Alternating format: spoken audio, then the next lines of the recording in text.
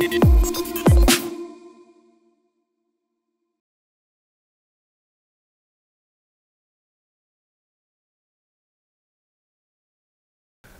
métaux rares, les métaux stratégiques, les métaux critiques, c'est le socle matériel sur lequel se fonde la transition énergétique. Sans métaux, et en particulier des métaux rares, critiques et stratégiques, pas de transition énergétique. Or, ces métaux sont aujourd'hui produits par certains pays, soit qu'ils les extraient, soit qu'ils les raffinent. Et ces pays sont notamment, je n'en cite que quelques-uns, la Chine, l'Indonésie, la République démocratique du Congo, le Chili, le Kazakhstan par exemple. Évidemment, les rapports entre ces pays producteurs et les pays consommateurs de métaux peuvent être tendus, peuvent être sujets à tension, puisque les pays producteurs savent bien qu'ils peuvent jouer de leur leadership sur l'extraction et la production de ces matériaux pour pouvoir renforcer, faire monter leurs ambitions, leurs exigences dans le commerce international de ces matières premières face à des États consommateurs qui sont fortement demandeurs de ces matières premières. Donc il faut aussi ajouter à la géopolitique des énergies, des ressources énergétiques traditionnelles que sont le pétrole, le gaz, le charbon, cette nouvelle géopolitique des métaux de la transition énergétique où l'on voit certains pays producteurs, ceux que j'ai cités, eh bien en fait, revendiquer un bénéfice associé à ces ressources, un bénéfice économique, mais également un bénéfice technologique, parce qu'ils ne veulent pas seulement vendre la ressource, mais la technologie qui utilise la ressource, donc ils veulent descendre la chaîne de valeur. Eh bien ces pays producteurs, qui sont des BRICS notamment, des pays du monde en développement, eh bien renforcent leurs exigences face aux pays consommateurs, qui sont souvent des pays occidentaux.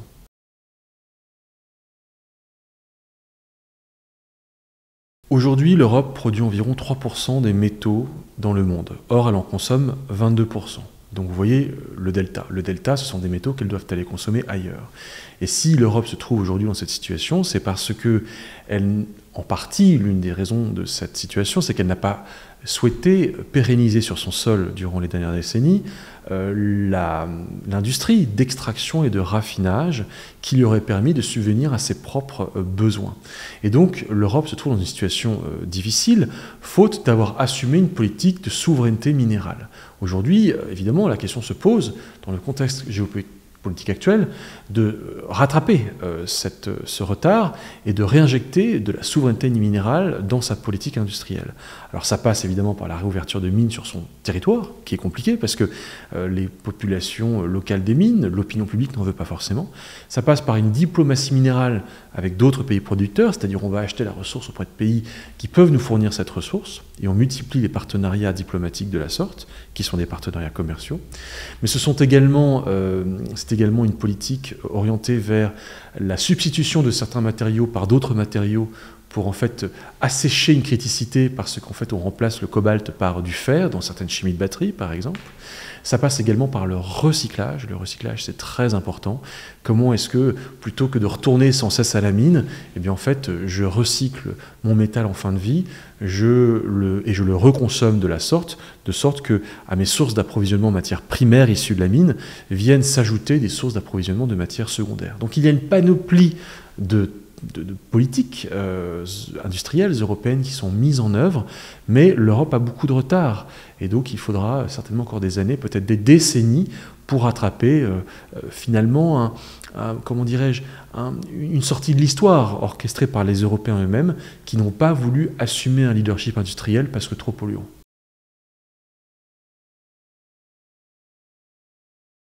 Imerys, un groupe minier français, projette, je dis bien projette, d'ouvrir à l'horizon 2027-2028 une mine de lithium dans le centre de la France, dans l'Allier.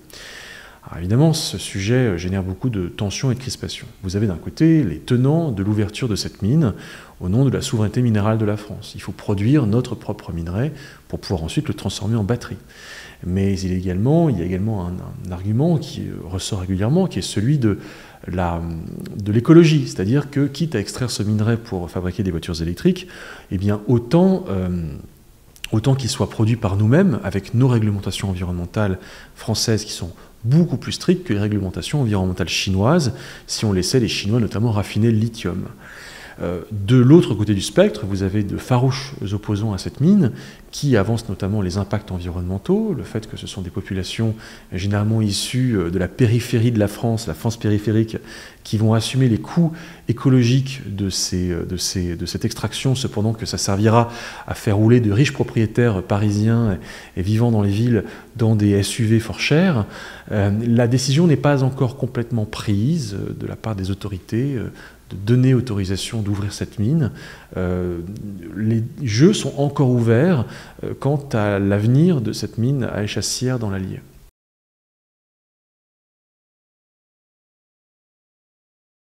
Aujourd'hui, les grandes entreprises, mais aussi les petites entreprises, en tout cas les groupes industriels français, qui consomment ces métaux et qui les utilisent et qui finalement les revendent sous la forme de produits finis, prennent progressivement conscience de l'existence de ces matières premières et du fait que, il y a des risques associés à l'extraction de ces ressources dont elles sont in fine consommatrices et qu'elles vont ensuite revendre sous la forme d'un produit fini.